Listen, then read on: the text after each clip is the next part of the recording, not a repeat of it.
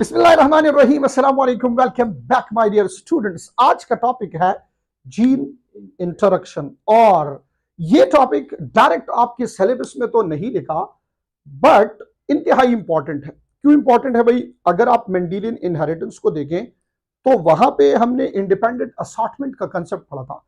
अब इस पॉइंट को क्लियर करना कि डोमिनेंट रिसेसिव के कंसेप्ट में, एपिस्टेटिक हाइपोस्टेटिक के कंसेप्ट में, इसमें डिफरेंस क्या है, इंटरजीनिक इंटर एलिलिक क्या है, तो इस छोटे से लेक्चर में आप इसको क्लियर करेंगे। जरा तवज्जो से देखिए, मेरे साथ रहिएगा। पहले जीन इंटरेक्शन को डिफाइन करूंगा कि जीन इंटरेक्शन किसको कहते हैं।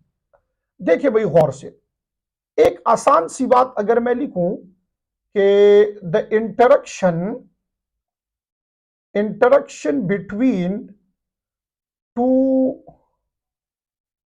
डिफरेंट जीन्स, दो डिफरेंट जीन्स के दरमियान इंटरेक्शन किसी भी जेनेटिक क्रॉस के दौरान क्या कहलाता है? जीन इंटरेक्शन कहलाता है। या एक छोटी सी डिफिनेशन मैं यहां और लिख लेता हूं ताकि आपका कंसेप्ट मजीद यहां पे क्लियर हो सके। तवज्जो से देखिए, अच्छा मेरे साथ रहिएगा, एंड तक लेक्चर देखना है आपने ताकि आपको जो डिफरेंट कंसेप्ट्स हैं एपिस्टेसिस और इंडिपेंडेंट असॉर्टमेंट में जो डिफरेंस है वो क्लियर करा सकूं। गौर से देखें, जीन इंटरेक्शन की एक और डेफिनेशन आपको दे रहा हूं कंसेप्चुअली कि ड्यूरिंग जेनेटिक क्रॉस, किसी जेनेटिक क्रॉस के दौरान, the influence during a genetic cross, the influence of one gene, यानी किसी एक करेक्टर का जीन ऑन अनदर। देखिए भाई सिंपल सी बात है, जेनेटिक क्रॉस हो रहा है, उसके दौरान एक करेक्टर का जीन जो है वो दूसरे करेक्टर को क्या कर रहा है? इंटरफेयर कर रहा है, उसके ऊपर कोई इफेक्ट कर रहा है। इफेक्ट से यहां मुराद शो या हाइड दो बातें हैं। यानी एक जीन की वजह से दूसरा जीन हाइड हो गया या एक जीन की वजह से दूसरा जीन शो हो गया, तो ये इंटरेक्शन कहां हुई है? दो डिफरेंट करेक्टर के जीन्स के दरमियान, दो डिफरेंट जीन्स में हुई है। That is why this is called gene interaction. और इसको जो नाम आप देंगे जीन इंटरेक्शन को, इसको बच्चों कहा जाता है इंटरजीनिक इंटरेक्शन। इंटरजीनिक इंटरेक्शन इसको कहा जाता है। अब ऐसे करते हैं ना कि इसको कंपेयर कर लेते हैं जरा मेंडेलियन इनहेरिटेंस से, लॉ ऑफ इंडिपेंडेंट असॉर्टमेंट से। मेंडल ने जो काम किया था, तवज्जो इधर, मेंडल ने जो काम किया है प्यारे बच्चों, वो काम जो है वो था इंटर एलीलिक इंटरेक्शन पे। किस चीज के ऊपर? Inter allelic. क्या मतलब है इसका? इंटर एलीलिक का मतलब होता है ना कि the interaction between alleles of the same gene, allele of the same gene. Mendel ने कहा था इंडिपेंडेंट असॉर्टमेंट में, गौर से देखिए, फर्ज करें एक करेक्टर है सीड शेप का, दूसरा करेक्टर है सीड कलर का, तो आप इधर देखें, इसके लिए अलग जीन है, इसके लिए अलग जीन। हमने कंसिडर किया था इसका आर और इसका वाई। तो मेंडेलियन इनहेरिटेंस के मुताबिक इन दोनों का आपस में कोई इंफ्लुएंस नहीं है। No interaction occurs between these two alleles, between these two genes. तो Mendelian inheritance is all about inter-allelic, वो एलील्स के दरमियान, ठीक है। Mendelian inheritance is all about inter-allelic, allele of the same gene के दरमियान। यानी क्या मतलब है इसका? मेंडल साहब ने ये फरमाया था कि ये कैपिटल आर इस कैपिटल आर से इंटरेक्ट कर सकता है, कैपिटल आर स्मॉल आर से कर सकता है, स्मॉल आर से, बस आर जीन तक बात महदूद रहेगी, इससे बाहर नहीं निकल सकता। इस तरह वाई वाई इंटरेक्ट कर सकता है, वाई स्मॉल वाई इंटरेक्ट कर सकता है, स्मॉल वाई कर सकता है, वाई तक बात महदूद रहेगी, बाहर नहीं निकलेगी। मेंडल ने कहा कि एक जीन का दूसरे जीन के ऊपर कोई इफेक्ट जेनेटिक क्रॉस के दौरान नहीं होगा। अब जब नहीं होगा तो इस कंसेप्ट को क्या डिफाइन किया गया? This is called law of independent assortment.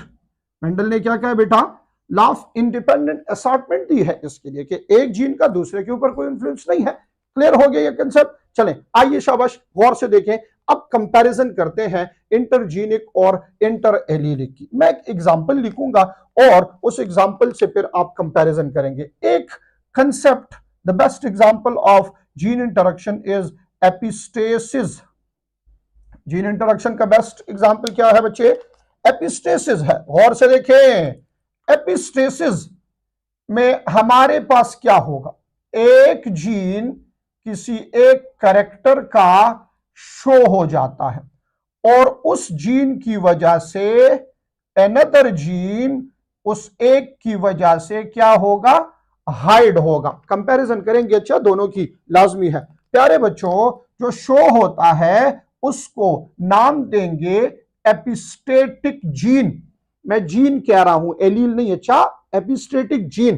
जो शो हो रहा है वो एपिस्टेटिक है, और भाई जो हाइड हो रहा है वो क्या है, शाबाश, वो हाइपोस्टेटिक है। क्या है भाई, हाइपोस्टेटिक है। गौर से तवज्जो से इधर देखिए, एक जीन की वजह से दूसरा जीन हाइड हो गया। एग्जाम्पल लिखते हैं, एग्जाम्पल से आपको समझ आएगी। The best example of epistasis, जिसको हमने ब्लड ग्रुप में डिस्कस भी किया था, कॉल्ड बॉम्बे फिनोटाइप।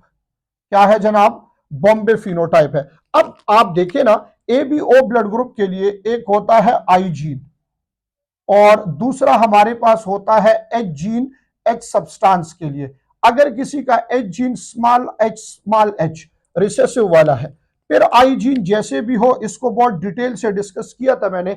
अगर आपने वो लेक्चर नहीं देखा तो पिछला लेक्चर आप देख लें एबीओ ब्लड ग्रुप का, यहां से आपको वो कंसेप्ट मिल जाएगा।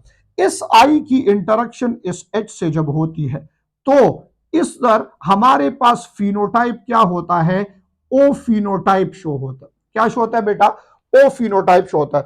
सो इधर देखिए गौर से, अब इस एच की वजह से ये आई हाइड हो गया है। इधर अच्छा फोकस मेरी तरफ, इस एच की वजह से ये आई क्या हो गया, शाबाश, हाइड हो गया। तो एच जीन को इस वक्त मैं कहूंगा एपिस्टेटिक और आई को कहूंगा हाइपोस्टेटिक। एच जीन को एपिस्टेटिक कहूंगा और आई जीन को क्या कहूंगा, शाबाश, hypostatic. Now compare it with Mendelian inheritance. तवज्जो से देखिए, let's say we have capital R small R, तो इसमें ये कैपिटल आर ये क्या होता है, मेंडल के मुताबिक शो होता है, और ये स्मॉल आर क्या होता है, ये हाइड हो जाता है। अब तवज्जो से देखिए शाबाश, जो शो होता है मेंडेलियन इनहेरिटेंस के मुताबिक उसको क्या कहते हैं, डोमिनेंट कहते हैं, और जो हाइड हो जाता है उसको क्या कहते हैं, उसको रिसेसिव कहा जाता है। अब आप सोचेंगे कि यहां भी शो और हाइड की बात है, यहां भी शो और हाइड की बात है, फिर फर्क क्या हुआ। सिंपल सी लाइन खींचे बीच में, और फर्क यह है, इधर एक एलील की वजह से दूसरा हाइड होता है। दो allele of the same gene में एक शो होगा, एक हाइड। इधर एलील्स की बात नहीं कर रहा, जीन्स की बात कर रहा हूं। एक जीन की वजह से दूसरा जीन हाइड हो गया है। सो concept of dominant and recessive is Mendelian inheritance. Dominant और रिसेसिव का कंसेप्ट इंटर एलीलिक में होता है, मेंडेलियन इनहेरिटेंस में होता है, और यहां एपिस्टेटिक और हाइपोस्टेटिक का कंसेप्ट इंटरजीनिक में होता है, जीन इंटरेक्शन में होता है, नॉन मेंडेलियन में।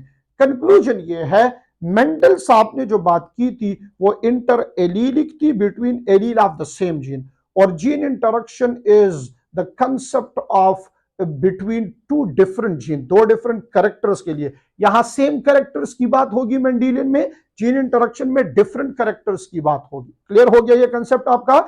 मेंडेलियन इनहेरिटेंस में डोमिनेंट एंड रिसेसिव यूज करना है, और एपिस्टेसिस में जीन इंटरेक्शन में आपने एपिस्टेटिक एंड हाइपोस्टेटिक यूज करना है। This is a clear concept, a clear difference between independent assortment and gene interaction. So remember that gene interaction is actually the deviation from Mendelian inheritance, क्योंकि Mendel ने इसके ऊपर बात नहीं की थी. This is all about gene interaction and its comparison with law of independent assortment. मिलेंगे एक और लेक्चर के साथ, वहां डिस्कशन होगी हमारी डिफरेंट टाइप ऑफ लिंकेजेस के ऊपर और एक और इंतहाई इंपॉर्टेंट कंसेप्ट सेक्स डिटर्मिनेशन के ऊपर. जेंडर डिटर्मिनेशन हम कैसे करेंगे, कहां पे मेल होगा कहां पे फीमेल होगा, ऑटोसोम्स की डिपेंडेंसी कहां पे है, सेक्स क्रोमोसोम की कहां पे है, ह्यूमन और ड्रासोफिला को कंपेयर करेंगे. फिर आखिर में कुछ लिंकेजेस के डिफरेंसेस और इस चैप्टर को एंड कर देंगे. Thank you so much for joining us. मिलेंगे एक और लेक्चर के साथ. अपना ख्याल रखिएगा. अल्लाह हाफिज. Bye bye.